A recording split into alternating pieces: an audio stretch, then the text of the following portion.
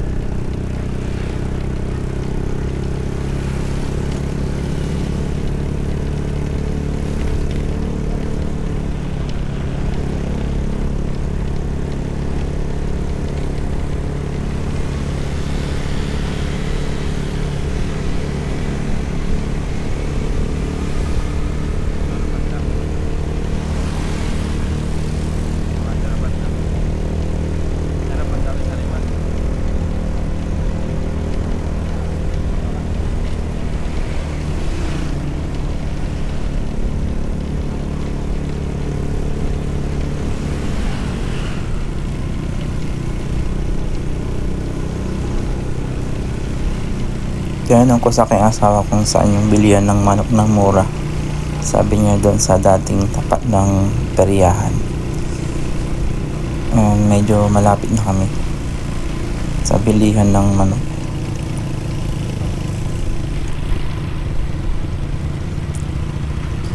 Kaya nandito na kami sa bilihan ng manok. 165 per kilo. Kaya kalahati lang po yung binili namin. Ako na yung bumaba.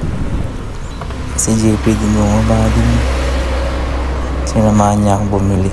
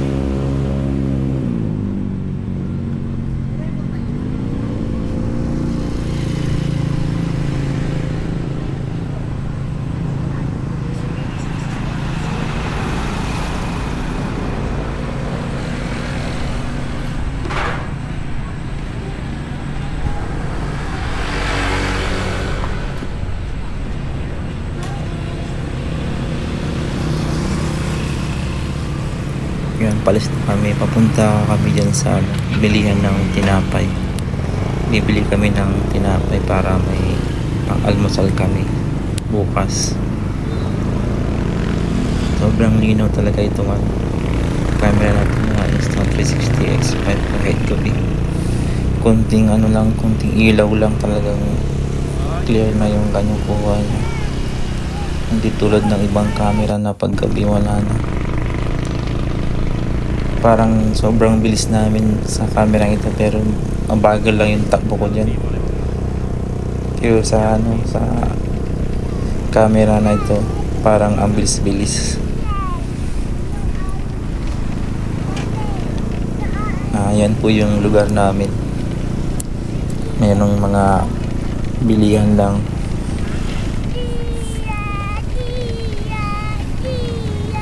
May mga yung mga tindahan nung pandemic. Dumami yung mga tindahan sa mga barangay.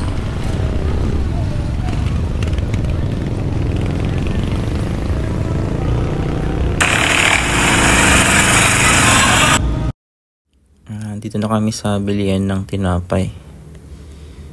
Tinanggal ko yung sounds kasi may nang bibidyo okay dun sa kabila na maingay. Sobrang ingay niya. Bibili na ako dyan ng tinapay. Kaya napalingon si Hana sa kabila kasi sobrang ingay nung nagbibidyo okay. Akala namin may gulo.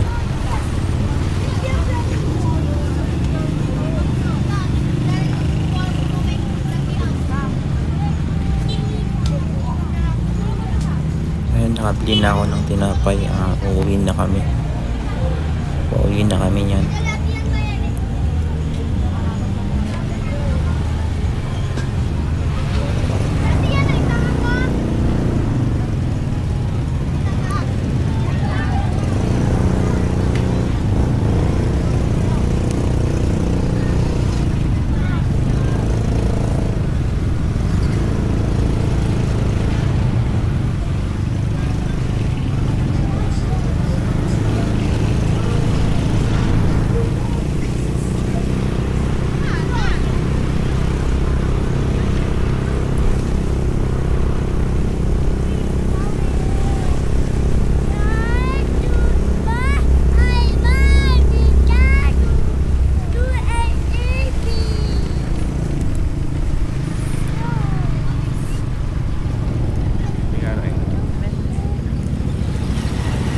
Naminto ako dun sa bilihan ng mga gulay, yung kilala namin.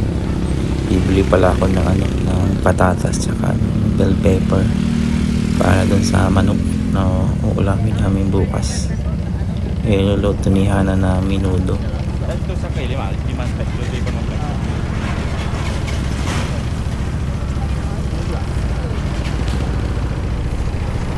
Ngayon inabot na nung kilala ko yung binili ko na patatas at bell pepper. So pauwi na kami dyan, diretso na kami sa bahay.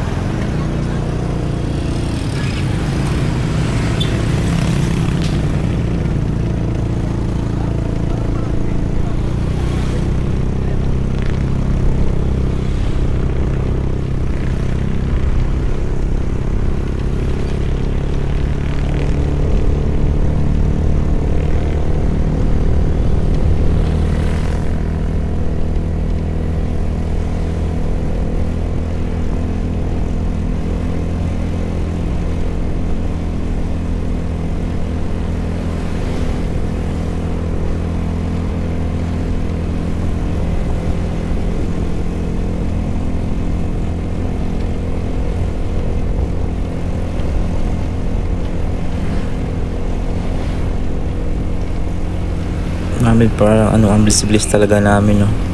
Pero yung takbo ng motor namin dyan na mabagal lang, hindi talaga mabilis yan. Pero dito sa camera parang sobrang bilis. Ang gulong-gulong ni JP sa sa harap ng motor, iigo sa dyan. Kung ano-ano ang ginagawa niya, gusto niyang kunin yung yung camera, yung handle ng camera, yung selfie stick ng X5, kinukuha niya yun. Yun, nahawakan niya na yan, kaso bitawan niya. Medyo malapit na kami dyan sa bahay.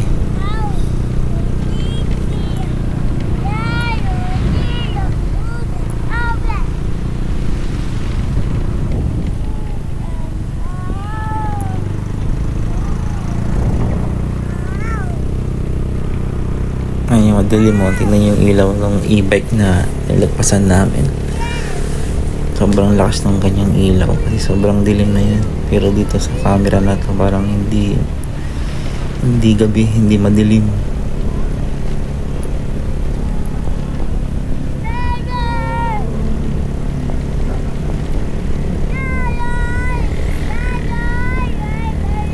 Talagang sobrang ganda nitong camera na to sa mga motovlogger, mga nagbablog na nakamotor. Kahit na gabi, nakakapag-vlog na sila.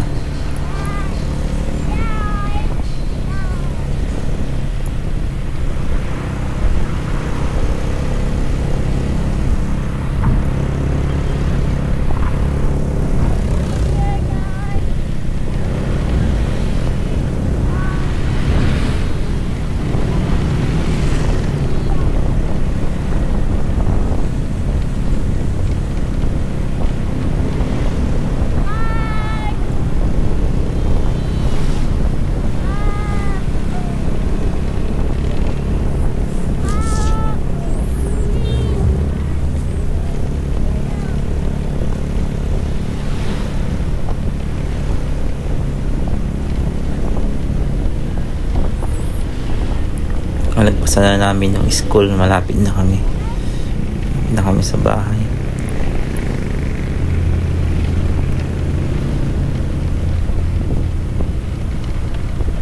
Ayun na, bibili ko na kami sa bahay.